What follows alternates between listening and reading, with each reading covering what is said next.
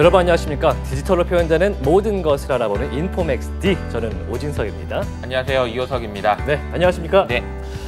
지난 12월 19일입니다. 글로벌 결제 서비스 업체 비자가 앞으로는 암호화폐를 통해서 자동 결제되는 서비스 출시를 예고를 했습니다. 수탁 지갑을 가진 이용자가 원하는 날에 이제 이더리움을 이용해서 대금을 결제하도록 하는 건데요. 앞서서 페이팔도 입출금과 결제를 이제 암호화폐로 하도록 한 데 이어서 이른바 앞으로 페이먼트, 핀테크 시장에 암호화폐가 이제 전면에 드러나기 시작을 했습니다. 네, 우리가 FTX를 포함해가지고 암호화폐 시장에 굉장히 큰 변화들이 있었잖아요. 예. 그런데 기업들 단에서는 어쨌든 암호화폐를 통해서 비즈니스를 하기 위한 노력들을 지속하고 있다라는 것을 우리가 확인할 수 있는 것 같고요. 네. 여기서 중요한 포인트들은 암호화폐의 사용처가 늘어나고 있다는 것인 것 같아요. 예. 앞으로도 계속 이런 부분들에 초점을 맞춰서 관심 있게 지켜봐야 될 것 같습니다. 네, 오늘 인포맥스T에서는요, 암호화폐와 핀테크, 페이먼트 서비스 관련 이야기 나눠보겠습니다. 인포맥스T 지금 출발하겠습니다.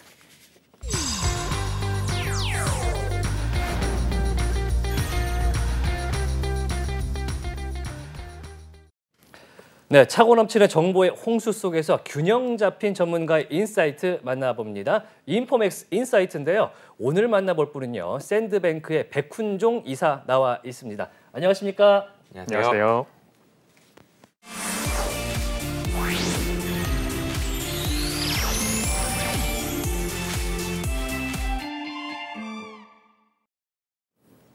네, 오늘 인포맥스D에서는요, 차세대 금융결제 시스템에 대해서 알아보도록 하겠습니다. 현재 미국의 맥도날드, 월마트, 스타벅스 같은 대형 프랜차이즈 업체들은요, 이미 비트코인 결제를 지원을 하고 있다고 합니다. 관련 이야기 나눠보겠습니다. 일단 저희가 이제 차세대 금융이라고 하면은 예전부터 해오던 단어가 하나 있습니다. 핀테크라는 게 있는데, 핀테크, 우리가 익숙하기도 하면서 어렵기도 한 단어에 대해서 좀 설명을 해주시죠. 원래 어원은 이제 금융사가 이제 IT, 인터넷 이런 것들을 이용해서 스마트폰이나 인터넷을 통한 이렇게 금융 거래를 가능하게 하면 그게 핀테크였어요. 예. 근데 이제 요즘은 반대로 IT 회사가 스타트업이 인터넷 그 기업으로서 금융업을 하고 있으면 이제 반대로 또 테크핀으로 바꿔 부르기도 합니다. 테크핀으로. 네. 근데 그거를 요즘은 나눠서 굳이 이렇게 부르지 않고 그냥 핀테크로 통용해서 부르는 것 같아요. 어쨌든 금융과 IT가 결합돼요. 전통 금융에서 전통 금융의 시스템을 조금 더 편하고 간편하고 이 스마트폰이나 인터넷과 접목되어 이렇게 쓸 수 있게 만들어 주는 거를 핀테크다 이렇게 보면 될 것 같아요. 네, 핀테크라는 단어가 10년 정도 저희가 이제 쓰기 시작한 지 시간이 흐른 것 같은데 처음에는 은행권이 새로운 이제 어플 같은 걸 출시하면서 핀테크가 시작이 됐고 지금은 IT 회사가 은행이나 카드의 기능을 갖추면서 이제 핀테크로 발전을 하고 있는데 개념이 이렇게, 조금 다르긴 하죠. 그러니까 이제 금융회사가 기술을 도입하는 거냐, 아니면 IT 회사가 금융을 하는 거냐, 여기에 따라 완전 좀 다른 개념이긴 한데 비슷하게 뭉뚱그려서 말씀하신 대로 해석이 되고 있는 것 같아요. 주도권이 넘어간 것 같기도 하고 같이 발전하고 있는 것 같기도 한데 세계적으로는 이 핀테크의 이제 앱 결제 사용률이 상당히 많이 올라간 상황입니다. 왜 그렇게 됐을까요? 일단 제가 중국에 살 때 굉장히 불편했던 게 그런 거였어요. 이제 현금 결제가 일단 굉장히 많았고 카드 결제를 받는 것도 굉장히 적었고. 그게 언제쯤이죠? 2000년도 2010년 전입니다. 2010년 전에. 그래서 꽤 오래 전이긴 한데 이제 그때 느꼈던 바는 아무튼 현금 결제가 왜 불편하냐면 중국 돈이 좀 이렇게 굉장히 위생적으로 좋지 않았어요. 새 지폐가 많지 않아가지고. 예. 그다음에 이제 은행 시스템이 조금 낙후돼 있어요. 그래서 우리나라도 은행 그 뭐 여는 시간 닫는 시간이 다 정해져 있지만 중국은 그 시간이 더 짧았고 예. 은행 창구 직원도 많지 않아요. 항상 갈 때마다 느꼈던 건데 그리고 현금이 없는 경우가 있어요. 은행에. 은행에 현금이 없습니까? 네. 그리고 우리나라는 은행 문 닫아도 현금 인출기가 있잖아요. 예. 현금 인출기가 없는 은행도 있었고 뭐 아무튼 현금이 당장 필요한데 못 구하니까 이 현금 결제를 해야만 하는 상황이 굉장히 불편한 거죠.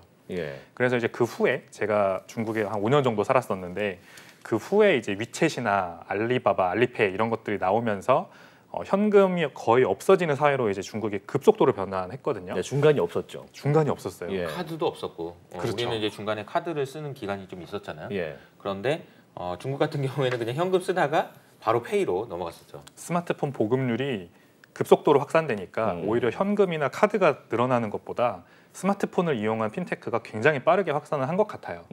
그래서 지금은 중국에 가면은 거의 현금을 아예 안 받는 매장들도 많아요. 그냥 위챗 페이만 있으면은 QR 코드로 이렇게 점원이 직접 제 QR 코드를 스캔해서 결제를 하게 해주는 그런 게 더 일반적이고, 필리핀 같은 나라도 마찬가지인데요.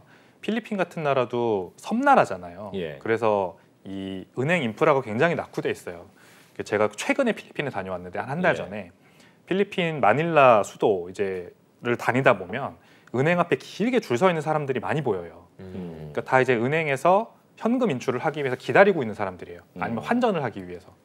근데 이제 필리핀도 굉장히 좀 GDP가 낮은 국가라서 해외 외노자들이 이렇게 본국으로 보내주는 달러를 필리핀 페소화로 이제 환전을 많이 하는데 그게 국가 GDP의 상당한 부분을 차지하거든요. 아, 그러니까 이제 필리핀 사람인데 네. 해외에 가서 열심히 일해서 번 외국 돈을 그렇죠. 필리핀으로 들어오는 것이 GDP에서 상당히 많은 부분을 차지할 정도로 크다. 그렇죠. 그 은행에 가서 이제 현지 페소화로 환전을 해야 사용할 수 있으니까 은행 앞에 줄을 서는 건데. 그래서 쓰는 거군요. 아들이든 딸이든 거기서 번 돈을 받아가지고 돈 바꿔야 되니까. 그렇죠. 이제 중국에서 경험했던 것처럼 현금이 없으니까 바꿔주지 못하는 거고, 그러니까 줄이 길게 서는 거고, 또 그게 코로나 이후에 더 심해졌다 그래요. 아, 그렇구나. 사람 인력을 줄이니까. 그러니까 이제 거기에서도 G캐시라고 하는 것도 있고 마야라고 하는 것도, 양대 이제 약간 핀테크, 우리나라 토스와 카카오페이 같은 어플이군요. 어플입니다. 그 어느 필리핀인 상점에 가든 다 그 G캐시의 QR 코드가 여기 딱 이렇게 있어요. G캐시요. G캐시. 이 암호화폐 G캐시랑 헷갈리실 수 있는데 전혀 상관없는 G캐시. 그게 다 있습니다. 우리나라 이제 카카오페이 QR 코드 찍듯이. 그래서 그 두 개 업체가 거의 한 5천만 명씩 이렇게 고객을 가지고 있을 정도로 국민 핀테크고, 필리핀도 마찬가지로 스마트폰 보급률은 또 굉장히 높다 그래요. 그래서 핀테크 확산이 그런 중국이나 필리핀 같은 나라들의 특성을 보면 빨리 확산되는 이유를 알 수 있는 것 같아요. 쉽게 결제할 수가 있고, 특히 기존의 은행 같은 경우는 제가 알기로는 필리핀이 30%만이 이 계좌를 갖고 있다. 은행 계좌 가진 사람이 3분의 1이 안 된다. 이렇게 알고 있거든요. 그러다 그렇죠. 보니까 이제 핀테크로 바로 넘어가는 그런 현상이 벌어진 것 같습니다. 이렇게 뭐 앞에서 이제 필리핀의 G캐시 같은 업체들을 말씀해 주셨는데, 우리가 아는 굉장히 세계적인 IT 기업들도 이 페이먼트의 사활을 건 적이 있고 현재 진행형이잖아요. 대표적으로 뭐 어떤 게 잘 됐고 조금 실패한 것도 있을 텐데 좀 예시를 좀 들어주시죠. 가장 대표적으로는 벤모가 있을 것 같아요. 미국에서 이제 MZ 세대가 가장 많이 쓰는 핀테크 금융 앱이다 해서 유명한데 아마 국내에서는 좀 생소하실 겁니다. 처음 들어봤습니다. 페이팔의 자회사고요. 페이팔은 이제 국내에서도 잘 아실만한 게 해외 직구를 할 때 페이팔을 쓰시는 분들이 많아요. 그렇기 때문에 잘 아실 텐데, 이제 페이팔을 이베이가 인수했었거든요. 근데 이제 이베이와 페이팔이 분사하면서 페이팔이 벤모까지 같이 자회사로 데리고 나와서 지금 이제 페이팔 자회사로 있고요. 벤모는 미국 내에서 가장 많이 쓰이는 요즘 핀테크 금융 거래 앱입니다. 그 소셜 기능이 담겨 있어서 MZ 세대한테 또 인기가 많아요. 그 일단은 토스랑 거의 동일한 기능을 한다고 보시면 되고요. 저도 이제 직장 생활할 때 한 4명, 5명이 같이 점심 먹으면 법카가 없으면 한 명이 결제하고 나머지가 이제 돈을 현금을 모아주잖아요. n분의 1로. n분의 1로. 그때 이제 보통 은행 앱을 켜가지고 이렇게 누구한테 송금하기를 보내죠. 그래서 그 과정을 한번 생각해 보면 금액 적고 송금하기 누르면 공인인증서 비밀번호 치고 그 다음에 이제 보내지는. 그렇죠. 근데 그 공인인증서 비밀번호가 굉장히 보통 복잡합니다. 맞아. 대문자, 뭐 소문자, 특수문자까지. 3번 틀리면은 잠깁니다. 잠기죠. 그런 경험이 굉장히 불편하다는 걸 사람들이 모르고 살았는데 토스가 나오니까 엄청 사람들이 이제 이게 정말 편하다는 걸 알았잖아요. 미국은 더 불편했어요. 미국도 캐시 위주의 사회라서 현금이 없으면은, 미국은 특히나 또 이 더치페이가 더 발달한 문화 아닙니까? 우리나라 지금 내가 쏠게 그런 게 많이 없으니까. 그래서 카드를 보통 그냥 이렇게 4명이면 4명, 5명이면 5명 다 모아서 이렇게 줘요, 점원한테. 그러면 이렇게 나눠서 결제하는 게 일반적인데 카드 그렇게 모아서 주는 것도 불편하고, 영수증도 5개로 나눠서 나오니까 거기에 또 다 팁을 적어야 돼요. 나 팁 얼마 주겠다 이렇게 15%씩. 그런 과정들이 불편하죠. 근데 벤모는 이제 그 제가 방금 말씀드린 토스 같은, 토스보다 오히려 먼저 나왔으니까 사실 원조라고 할 수 있는데, 그렇게 사람들이 간편하게 벤모 안에서 누구한테 송금하기를 바로바로 할 수 있고요. 특히 미국은 그 현지에서 은행 계좌이체를 할 때도 하루 이틀이 걸려요. 그렇죠. 도메스틱 와이어 트랜스퍼인데도. 예. 그리고 수수료도 뭐 건마다 다르긴 하지만 뭐 많게는 몇십 불이 나오는 경우도 있습니다. 금액에 따라서. 그 벤모를 쓰면은 근데 30분 만에, 아무리 늦어도 30분 만에 그나마 빠르네요. 그나마 빠르죠. 예. 우리나라는 바로 송금이 되니까 사실 이렇게 좀 익숙치 않으실 우리는 텐데 2초 걸리나요? 예. 2초 걸리죠. 뭐 우리도 이제 현금으로 보내드릴게요. 그러면은 이제 예. 사장님들도 왔네요. 그러면서 가세요. 이러거든요. 그러니까요. 근데 그렇게 차이가 나네요. 예, 미국은 30분도 굉장히 빨라진 겁니다. 네. 그래서 벤모를 통해서 그렇게 은행 계좌만 연동하면 벤모 안에서 벤모 캐시 같은 걸로 그 벤모 사용자들끼리 돈을 막 주고받다가 출금할 때만 은행 계좌로 이제 현금으로 바꿔서 빼는 그런 이제 생태계가 구성이 돼 있는 것이죠. 근데 이제 얘기를 들어보면은 이베이와 이제 페이팔 출신이잖아요. 벤모라는 회사가. 네. 그러면 이제 금융사 출신은 아니잖아요. 아니죠. 네, 완전 IT 기업이고 전자상거래 출신인데 그러면은 금융업체들도 이런 거를 좀 만들어 하고 싶어하는 분위기가 미국에도 있을 것 같은데요. 젤라라는 앱이 있는데 예. 그것도 이제 은행 가면은 많이 추천을 하는 서비스예요. 예. 근데 이제 실제로 사용을 해보면 묘하게 불편한 게 있어요. 그게 이제 가장 그 이사님께서 말씀하신 것처럼 핀테크와 테크핀의 차이점이 뭐 여러 가지가 있지만 예. 이게 되게 중요한 차이점이라고 생각을 하는데 금융회사 입장에서 만드는 앱과 테크 회사가 입장에서 만드는 앱이 확실히 유저의 사용성 측면에서 많이 다른 것 같더라고요. 어디가 더 좋아요? 테크 쪽에서 만든 앱이 쓰기 편한 건 사실인 것 같아요. 맞죠. 예. 뭔가 기능이 좀 포커스돼 있고 하나에만 집중하는 그런 약간 뭐 단점은 있지만 보통 이제 은행 앱들은 굉장히 여러 가지 기능을 통합하잖아요. 네. 하나의 앱에. 근데 대신에 굉장히 무겁고 좀 하나의 메뉴를 이렇게 들어가는데 약간의 지연도 있고 어디에 있는지 찾지 못하겠고 이런 이제 단점이 있는 반면 맞아요. 테크피는 토스 같은 것만 생각해 보셔도 그 전신이죠. 지금 현재 토스의 전신. 예. 굉장히 이제 딱 하나에 집중해가지고 뭘 할 수 있는 앱이다. 이런 게 딱 드러나니까 쓰기 편하고 이해하기 쉽다. 이런 장점이 있는 것 같아요. 그렇게 간단한 그런 표지 하나로 만들어진 극단치가 구글이죠. 구글에 들어가 보면 딱 검색할 수 있는 그 줄 하나만 그렇죠. 있잖아요. 예. 아무것도 없거든요. 근데 그 뒤에 백단에는 정말 많은 일들이 돌아가고 있는 거고 어떻게 보면은 내가 할 수 있는 일을 보여주지 않는 게 더 실력일 것 같다라는 생각도 들어요. 아까 말씀하신 대로 금융회사들이 할 수 있는 게 진짜 많잖아요. 근데 그 금융회사가 만든 앱은 내가 이런 걸 할 수 있다는 거를 다 보여주잖아요. 근데 우리 사용자 입장에서는 그걸 다 할 필요는 없거든. 내가 하고 싶은 것만 보여주면 되는 건데 그리고 직접 찾아가서 볼 수 있게 만들어주는 게 되게 중요한데 그런 걸 먼저 생각하는 게 핀테크라면 테크핀이라면 핀테크는 좀 다른 쪽의 접근이지 않나. 이게 장점이라고 할 수 있는데 저는 요즘에 지금 무슨 생각이 드냐면 저도 어쨌든 테크 회사, 그러니까 핀테크 회사잖아요. 예. 업라이즈가. 그래서 여기서 와서 여러 가지 얘기를 하면서 들었던 생각은 그 동안에는 테크핀의 어떤 그 강세였다면 지금은 조금 다시 생각해보는 그런 구간인 것 같다는 생각이 들어요. 왜냐하면 규제 때문에. 그러니까 은행에 있는 규제나 아니면 금융에 있는 규제에 대해서 되게 고민을 많이 해야 되는 그런 시점이 온 것 같아요. 이게 작았을 때는 괜찮은데 크고 나니까 여러 가지 규제들이 있더라고요. 그러면 전 세계적으로 봤을 때는 지금 핀테크가 우세합니까? 아까 지금 우리가 얘기하는 테크핀이 조금 더 유행하고 있는 겁니까? 유행 측면에서 보면은 예. 이제 벤모나 위챗 같은 것만 봐도 알 수 있듯이 테크핀이 거의 득세하고 있다고 봐요. 저는 이 위챗페이가 굉장히 중국에서는 슈퍼앱이라고 해서 단순히 그냥 송금이나 뭐 결제 이런 걸 떠나서 그 안에서 뭐 공공 대금도 결제할 수 있고 납부할 수 있고 네.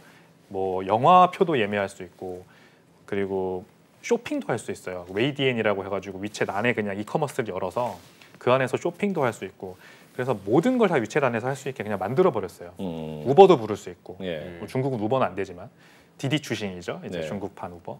네, 그 슈퍼 앱의 개념에서 위챗이 굉장히 선점하고 오히려 미국에 있는 페이팔, 벤모 이런 회사들보다 더 늦게 시작했음에도 불구하고 슈퍼앱이라는 그런 관점을 먼저 제시하고 지금 굉장히 성공했기 때문에 위챗페이 사용자가 5억 명이 넘습니다. 5억 명이요? 예, 물론 중국 인구가 많아서 그런 거긴 하지만 근데 중국인들은 그만큼 위챗에 굉장히 귀속돼 있고 실제로 그런 말이 중국에서 유행을 해요.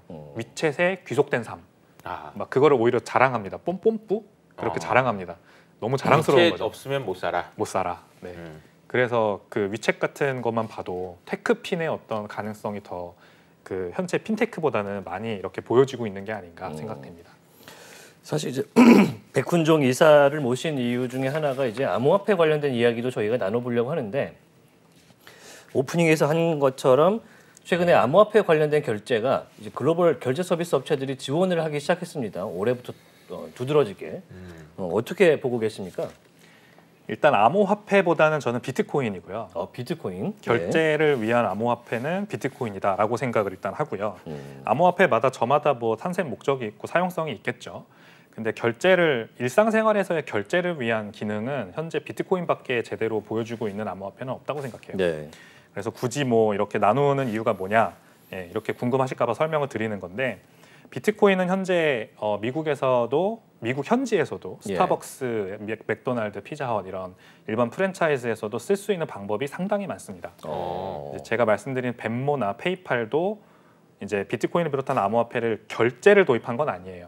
그냥 거래를 도입한 거지. 혹은 뭐 이제 지갑에 이렇게 파킹해놓고 거기다 보관하는 거를 지원을 하는 그러니까 거고요. 그 차이점이 이제 결제와 거래 차이점에서 조금 뉘앙스가 달라지긴 하는데 그렇죠. 차이점이 뭐가 있나요? 일단 결제를 가능하게 하려면 일반 상점이 비트코인을 이 물건을 파는 대가로 받기가 어렵잖아요. 이제 자영업 하시는 분들은 다들 공감하실 거예요. 이거로 뭐 부가세를 납부할 수 있는 부가세 환급 받을 수 있는 것도 아니고 소득세 납부도 안 되고 그러다 보니까 바로 결제되는 듯이 달러화로 환전을 해줘야 됩니다. 이 앱 내에서 자체적으로. 그래서 비트코인으로 사용자는 냈지만 그 상점 주인 입장에서는 바로 달러를 받는 그런 실시간 환전이 중요한데 정산 받을 때는 그렇죠. 이게 바로 결제 기능인 거죠. 현재 암호화폐를 이용한 결제는. 이게 가능한 앱들이 이제 대표적으로 그 잭 돌시 전 트위터 CEO가 하고 있는 블록이라는 회사가 하고 있는 그 캐시 앱이라는 게 있습니다. 그 캐시 앱이 비트코인으로 실시간 결제를 가능하게 해서 지금 3천만 명이 쓰고 있어요. 그 앱도.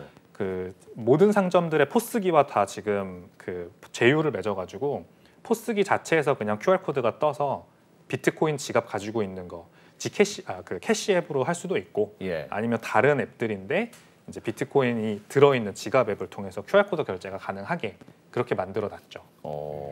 그러면은 내가 갖고 있는 지갑에서 출금이 되고 이제 가게 입장에서는 정산을 달러화로 받는 그런 구조가 되는 건가요? 맞습니다. 그게 그 전에는 그 상점에서 받으면 그냥 자기가 상점 주인이 직접 달러로 환전해야만 했어요. 그게 일반적인 페이팔 같은 곳들이 해놓은 그런 기능입니다. 그러니까 불편하죠.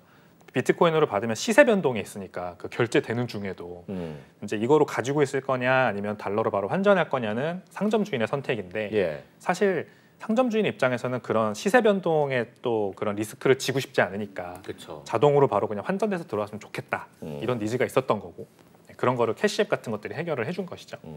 그러면은 그게 아무리 편하게 됐다 하더라도 이제 많은 업체에서 써주는 게 사실 지원을 하는 게 중요한데 어디서 지원을 많이 하고 있습니까? 일단 캐시앱도 마찬가지인데 그 미국에는 스트라이크라는 앱이 또 굉장히 유명한데요. 지금 비트코인으로 결제를 할 수 있는 앱들은 그렇게 대표적으로 두 개가 있다고 보시면 될 것 같아요. 스트라이크와 이제 캐시앱. 이제 둘 다 잭 도시라는 사람도 굉장히 비트코인 맥시멀리스트로 유명하고 또 이 실리콘밸리에서 워낙 유명한 이제 창업자이잖아요. 잭 멜러스라고 하는 사람이 이제 스트라이크의 CEO인데 이 사람은 조금 익숙치 않으실 거예요.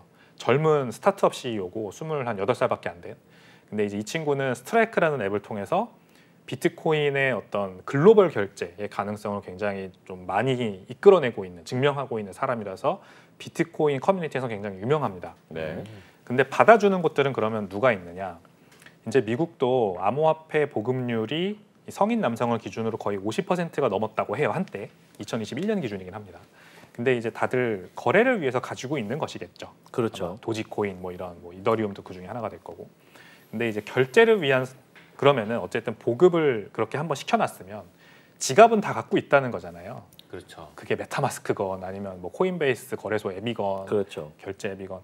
그래서 이 상점들, 브랜드 입장에서는 어쨌든 소비자가 가지고 있는 그거를 사용할 수 있게만 해주면은 페이먼트 채널이 하나 늘어나는 거일 뿐이니까 그렇게 큰 부담 없이 이 소비 욕구를 창출시킬 수 있는 그런 어떤 길이 열려요.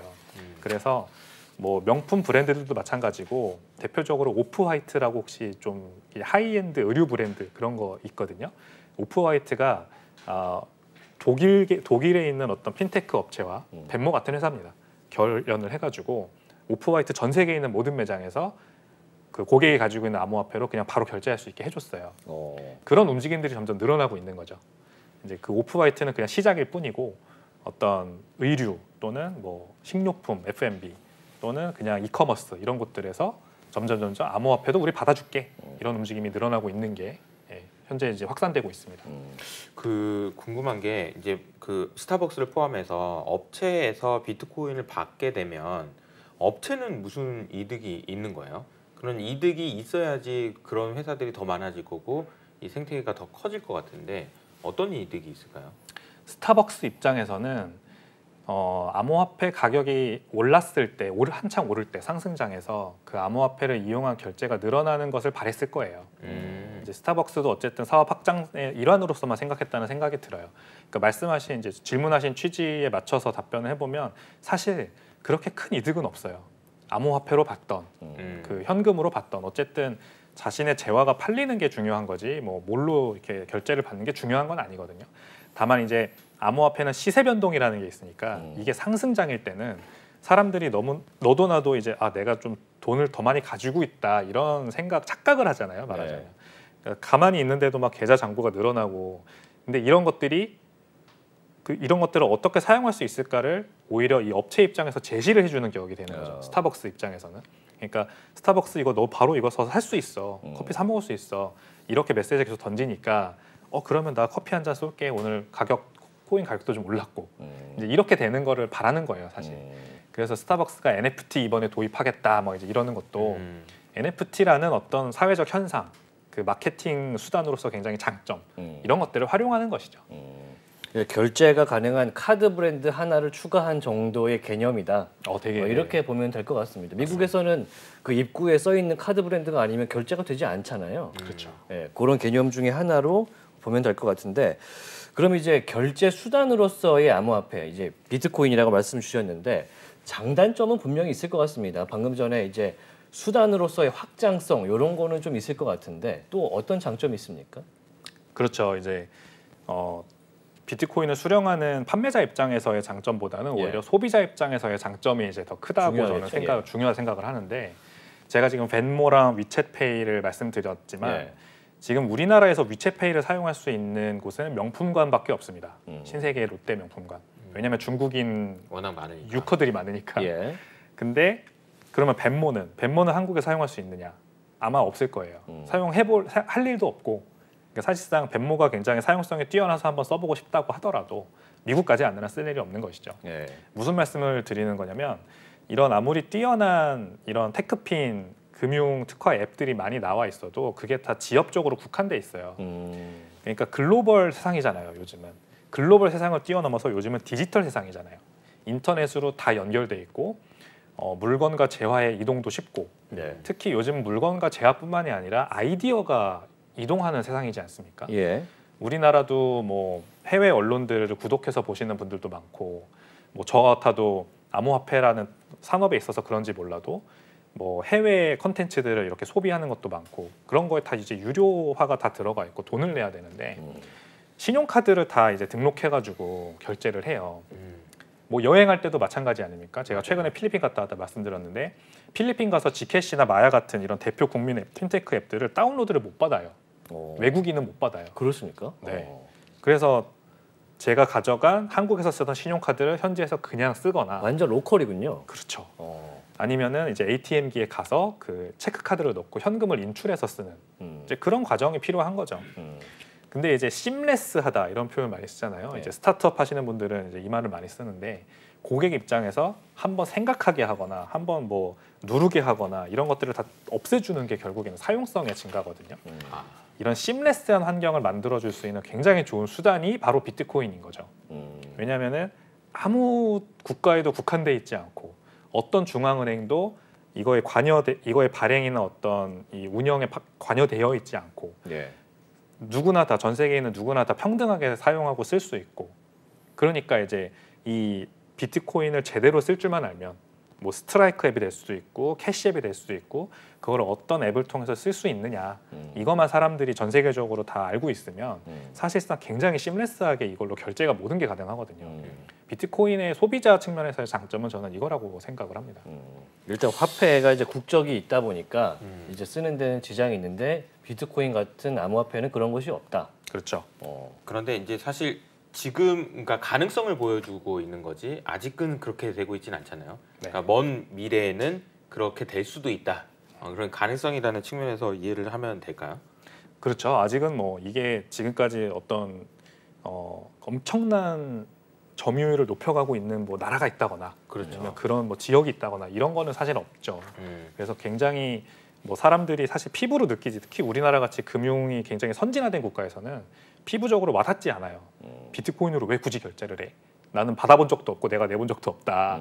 근데 이제 이 금융 후진국 개발도상국 이런 곳들에 가면은 이제 사용성이 조금씩 올라오고 있는 중이라는 게 보이는 정도인 거죠. 말씀하신 대로. 사실 그러니까 이제 그 편한 정도가 편하긴 편한데 지금 안 그래도 편한데 뭘 굳이 그렇게 큰 차이가 없으면 안 바꾸는데 그렇게 불편한 사람들은 바꾸겠죠.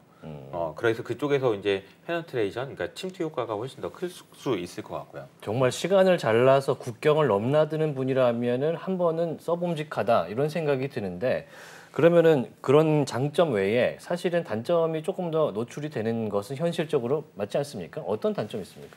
비트코인 결제의 단점은 이제 시세 변동이죠, 결국. 이제 엘살바도르가 비트코인을 법정화폐로 도입해서 이제 수도인 산살바도르나 아니면은 그 비트코인 운동이 시작된 비트코인 해변에서 이제 굉장히 광범위하게 쓰이고 있어요. 심지어 길거리에서 노점을 하시는 분들도 비트코인 결제를 다 받습니다. 이제 엘살바도르 현지에 치보 앱이라는 그 국가가 만든 앱이 있고 또 제가 말씀드린 스트라이크 앱도 쓰이고요. 다른 비트코인 결제 지갑들도 굉장히 많아요. 그러다 보니까 이제 허들레이시라고 그러죠. 허들 뛰어넘어야 하는 관문이 좀 높습니다. 이제 익숙치 않잖아요. 나라에서 정해준 앱을 써야 되는가, 뭐 스트라이크를 써야 되는가 이런 거에 대한 어떤 불편함이 있고 또 그게 다 지갑 앱이거든요. 그러니까 지갑 앱은 만들면 반드시 개인 키를 제가 받아요. 그 지갑 고유의 내가 주인이라는 어떤 증명인 거죠. 그 개인 키를 어딘가 써놓거나 아니면 어디 적어서 저장을 해놔야 됩니다. 이제 이런 것들이 이제 영어로 표현하면 셀프 커스터디. 우리는 그동안 은행에 돈을 맡기면 은행이 보관해주고 나는 신분을 인증하면 받는 게 익숙했는데 내가 직접 이거를 그 커스터디를 직접 해야 된다. 그리고 이걸 내가 잃어버리면 돈을 영영 잃어버릴 수가 있다. 이런 개념 자체가 굉장히 좀 불편하다 느끼는 분들도 많을 거예요.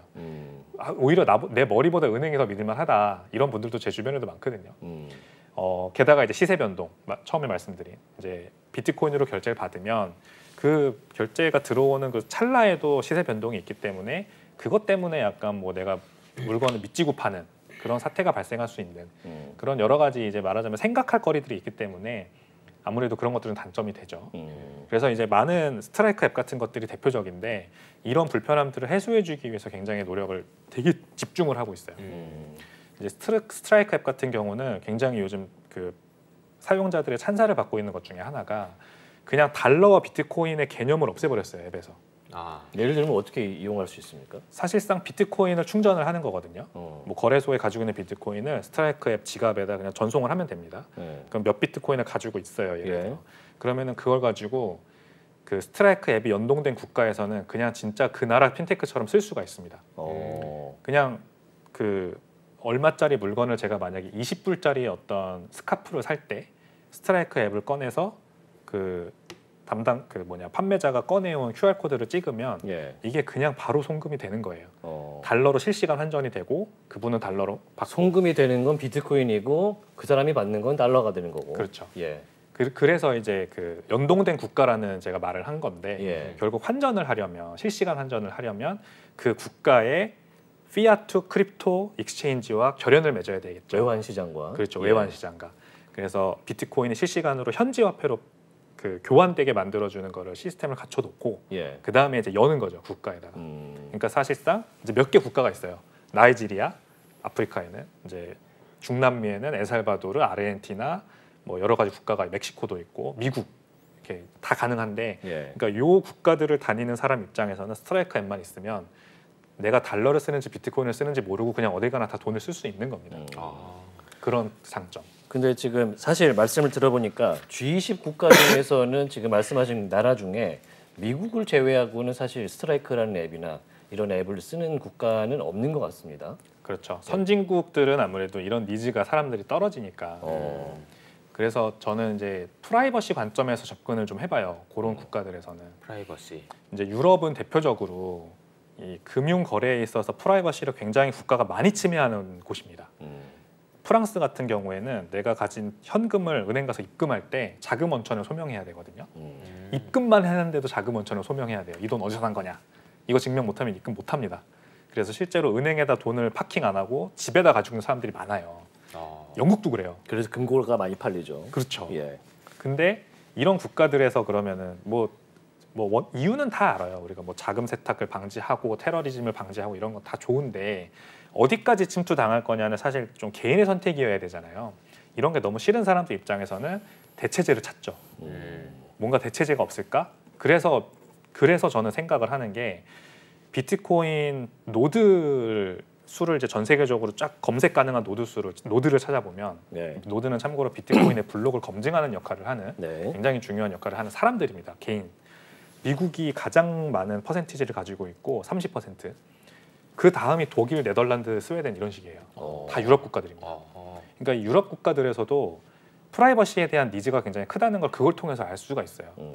비트코인을 내가 노드를 직접 그 집에서 돌림으로써 비트코인 거래를 내가 직접 검증하는 거거든요. 네. 그러면은 아무도 모르게 그냥 내가 비트코인을 다른 사람들한테 다 전송하고 받고 할 수가 있어요. 이거를 하는 사람들이 많다는 거는 프라이버시에 대한 어떤 니즈가 디맨드가 있다는 거를 생각이 들 수밖에 없고, 예, 그게 이유인 것 같아요. 그럼 확실히 개인화된 뱅킹의 그런 니즈가 수요가 분명히 있다는 것인데 전 세계적으로 봤을 때는 이게 좀 퍼지려면 암호화폐 결제가 퍼지려면 기존의 신용카드나 달러 같은 이 결제 시스템하고 다른 점이 별로 없어야 될 것 같아요. 말씀하신 걸로는 비슷한 것 같긴 한데 한계라고 이제 불리고 있는 수수료라든지 이제 속도 같은 문제는 해결이 되고 있습니까? 그렇죠. 이제 비트코인의 가장 대표적인 단점 중에 하나죠. 블록 생성에 10분 이상이 걸리고 이게 컨제스천 몰렸을 때는 1시간 몇 시간씩 걸릴 수 있으니까 결제까지. 네. 어이구. 커피 한 잔 사 먹는데 10분 이상 기다린다는 거는 사실 우리나라에서만 생각해봐도 말이 안 되잖아요. 주차비 많이 나옵니다. 예. 근데 이제 비트코인의 레이어 2 솔루션인 라이트닝 네트워크 같은 것들이 이제 그 문제를 해결했죠. 그래서 오프 체인에서 비트코인의 트랜잭션을 미리 다 여러 가지를 다 처리를 하고 결과값만 메인 베이스 비트코인 레이어에다가 기록하는 식으로 이제 타임 인터벌을 확 줄였기 때문에 TPS라고 하죠. 그 신용카드를 한번 딱 긁으면은 트랜잭션 per 세컨드 1초에 몇 건의 거래가 성사되느냐 이게 이제 속도인데 처리 속도인데 이게 이제 비자가 한 2만 건 정도 됩니다. 1초에. 예. 그렇죠. 그리고 이더리움이 한 15건 정도 됩니다.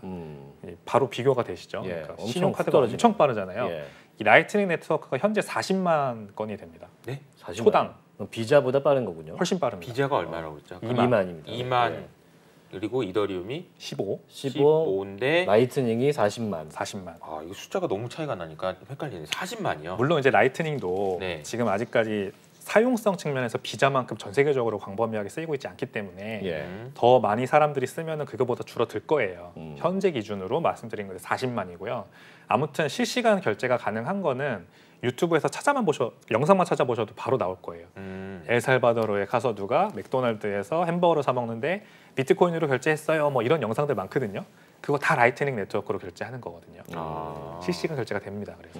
야, 근데 라이트닝 네트워크에 좀 추가 설명을 좀 요청드리고 싶은 게 이게 어떻게 하길래 이게 가능한 거예요? 뭐 어플인지 어떤 형태인지.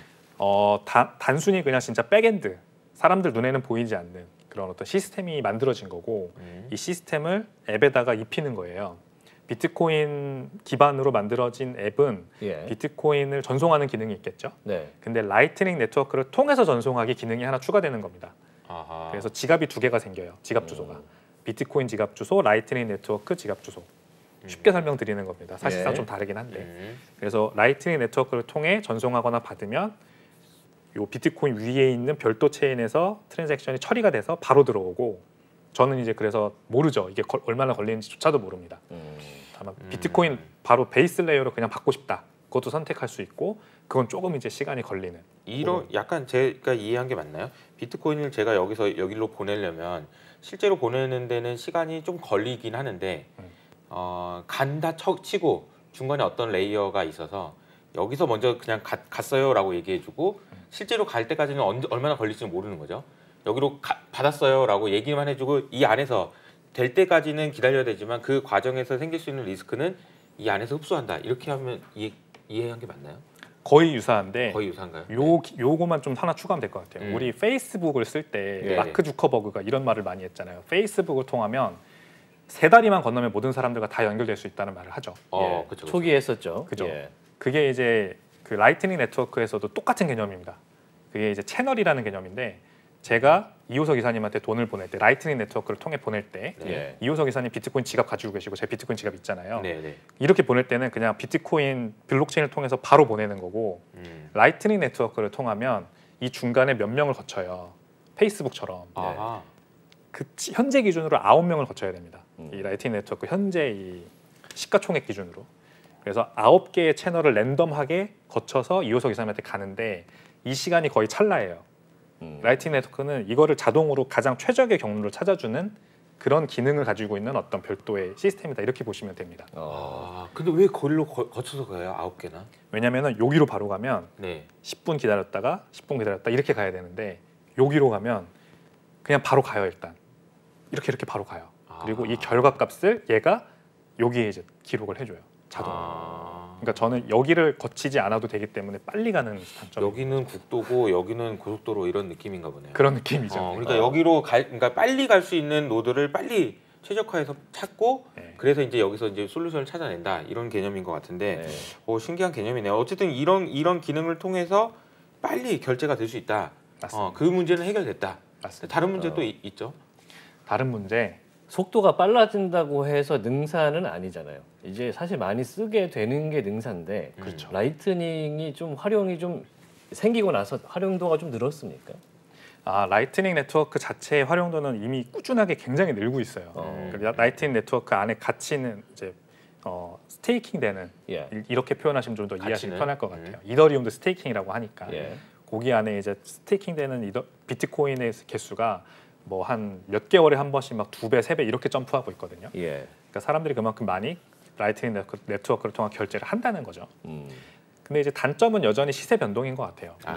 이제 비트코인 시세가 지금은 그렇게 크게 많이 변동되지 않지만 한창 출렁일 때는 또 하루에 몇십 %씩 출렁일 때도 있잖아요. 그러니까 이게 결제 수단으로 쓰이기 위해서 비트코인을 결제 수단으로 쓸 수가 있느냐, 돈이 좀 안정적이어야 되지 않느냐, 이거에 대한 질문은 끊임없이 있는 것이죠. 앞으로도 있을 것 같아요.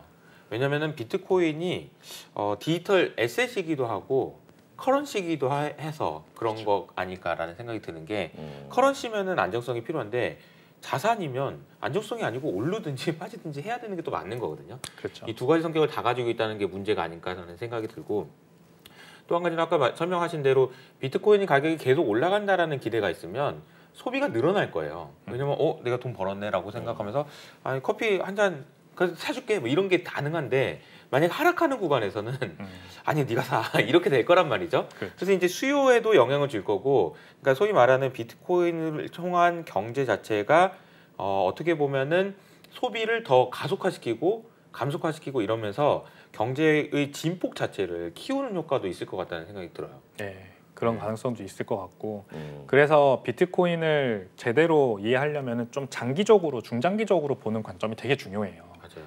이게 계속 디플레이셔너리 자산이기 때문에 시세 변동은 있겠지만 장기적으로는 우상향한다는 믿음이 있으니까 그러면 이제 가치조정 수단으로서 가지고 있는 거죠. 그리고 그걸 가지고 있음으로써 가지고 있는 이득이 장기적으로 클 거니까 뭐 지금 좀 소비를 해야 될 때 써도 된다. 이렇게 믿는 거고. 그래서 지금 문제는 이 중장기적으로 생각하는 게 아니라 지금 당장 그래서 쓸까 말까 고민하는 사람들, 이런 사람들 입장에서는 달러화처럼 안정적이어야만 좋다라는 게 있잖아요. 그렇죠.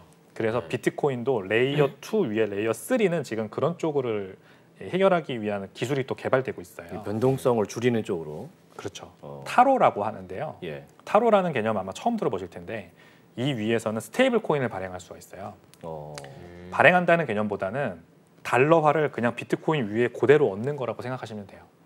그러니까 비트코인과 1대1로 패깅된 USD 스테이블 코인이 비트코인 레이어 위에서 네. 발행이 되고 거래가 되는 거죠. 그러니까 이 달러화는 여태까지는 스테이블 코인 하면은 1달러에 패깅이 됐는데 이게 아니고 1 비트코인의 값어치에 패깅을 하는 거군요. 패깅은 1달러에 돼 있어요. 1달러와 동일하게 1대1로 움직이는데 가격은 다만 컬레트럴, 예. 담보 자산이 담보가. 비트코인인 거죠. 그래서 시세 변동에 따라서 담보도 물론 왔다가 줄었다 늘었다 예, 예. 이게 계속 줄었다 늘었다 하겠죠. 시세 변동이 있을수록. 다만 이제 이게 좋은 게 뭐냐면 달러화는 원래 미국 중앙은행이 만든 페드와이어라는 곳을 통해서 왔다 갔다 하지 않습니까? 전 세계적으로. 이제 은행권 다니시는 분들은 아시겠지만 스위프트망을 통해 가지고 결제가 이루어지죠. 예. 이런 것들은 다 스위프트망에 들어온 국가들만 이게 가능하거든요. 은행 간 거래가.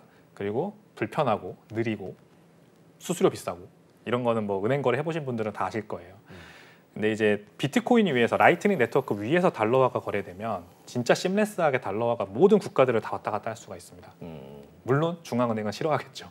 그래서 그렇죠. 이런 어떤 백파이어가 있을 것 같기는 한데 사실 인터넷을 중국이 막는다고 중국인들이 뭐 오징어 게임 못 보나요? 넷플릭스 다 쓰거든요. 중국인들 VPN 통해서. 뭐 구글의 계정도 다 있고 인스타그램 계정도 다 있습니다. 그러니까 인터넷은 이건 막을 수 있는 현상이 아니에요. 비트코인이 그런 것 같아요. 저는. 그러니까 달러화를 어떤 뭐 나이지리아, 아프리카 처음 무슨 못 사는 나라에 사는 어떤 사람이 내가 달러로 뭐 어떻게 좀 부를 좀 쌓고 싶어. 근데 나라가 은행에 달러도 없고 내가 벌어올 방법도 없고 이렇게 못 살겠다.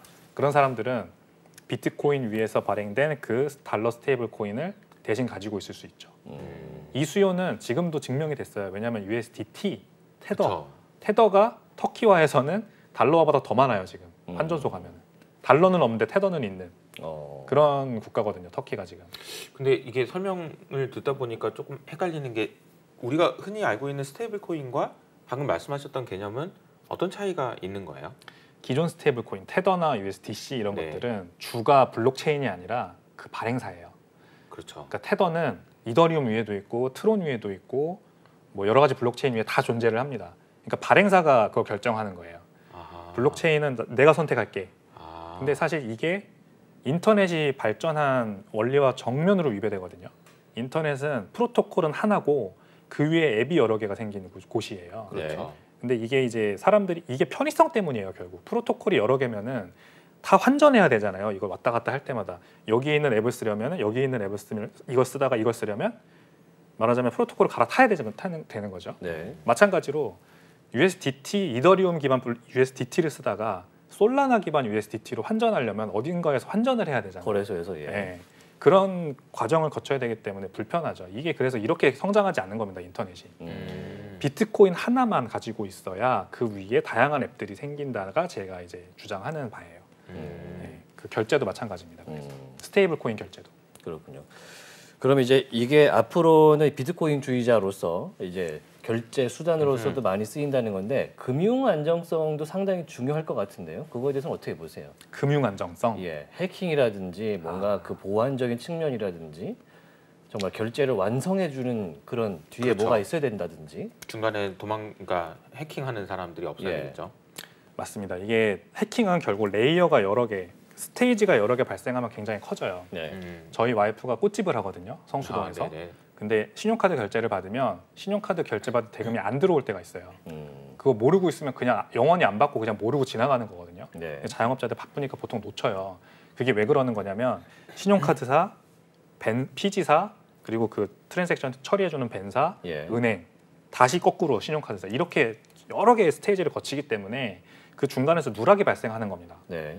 그걸 해킹이랑 똑같이 생각하시면 돼요. 해킹도 그런 취약점들이 있는 데마다 바로 들어갈 수 있는 거거든요. 근데 비트코인은 그 자체가 그냥 파이널 세틀먼트 레이어예요. 최종 결제 장부가 비트코인입니다. 그러니까 그 위에 레이어가 뭐 제가 라이트닝 네트워크 타로다 말씀드렸지만 거기에서 해킹이 발생할 가능성은 없고요. 왜냐하면 바로바로 이 파이널 세틀먼트 레이어에 기록이 되니까 이 자체가 바로 파이널 세틀먼트 레이어이기 때문에 지금까지 해킹이 발생한 적도 없고 거래소 해킹은 거래소가 이제 보안을 잘못해가지고 해킹이 발생한 거지 블록체인 자체에서 발생한 적은 없어요. 그러니까 오히려 안전해요. 그런 신용카드나 아니면 다른 핀테크 앱들을 쓸 때보다도. 그리고 비트코인은 금이 가장 대표적인 그 최종 결제 레이어거든요. 세틀먼트 레이어거든요. 금을 제가 효석 이사님한테 주면은 그냥 거래가 된 거잖아요. 근데 금을 제가 어디 갖고 있는 거를 차용증을 떼서 그거를 은행을 통해 가지고 드리면 이제 스테이지가 생기는 거고 그게 취약점이죠. 예. 근데 금은 옮기기 힘들죠. 제가 최근에 뉴스를 봤는데 독일이 프랑스에 가지고 있는 금을 자기네 나라로 본국으로 송환하는데 5년이 걸렸대요. 비용은 무게가 이제 있고 몇백억 원이 들었고 그러니까 몇 조 원어치 금을 가져오는데 몇백억 원을 낸 거예요. 그러니까 이제 파이널 세틀먼트 레이어의 장점은 바로 처리가 되지만 그런 불편함이 있었던 거거든요. 근데 비트코인은 그 문제를 해결한 거예요. 실시간 처리가 되잖아요. 아무리 멀리 떨어져 있어도 바로 할 수 있고. 그래서 비트코인의 사용성은 늘어날 것 같고 해킹 가능성도 거의 없고 오히려 안전하다. 그래서 저는 확산될 거라고 생각을 합니다. 전 세계적으로. 네. 자, 오늘 비트코인 주의자로서 이제 암호화폐의 결제 시스템으로서의 가능성을 확인해 본 시간이었습니다. 샌드뱅크의 백훈종 이사와 함께 이야기 나눠봤습니다. 내년에 뵐 것 같네요. 말씀 고맙습니다. 감사합니다. 네, 오늘 인포맥스디 오늘 모든 순서 마치도록 하겠습니다. 오늘 보신 내용은요. 유튜브 채널 연합뉴스 경제TV에서 다시 한번 보실 수 있으니까요. 이해에 도움이 되시면 좋겠습니다. 저희는 다음 이 시간에 돌아오겠습니다. 함께해 주신 여러분 고맙습니다. 안녕.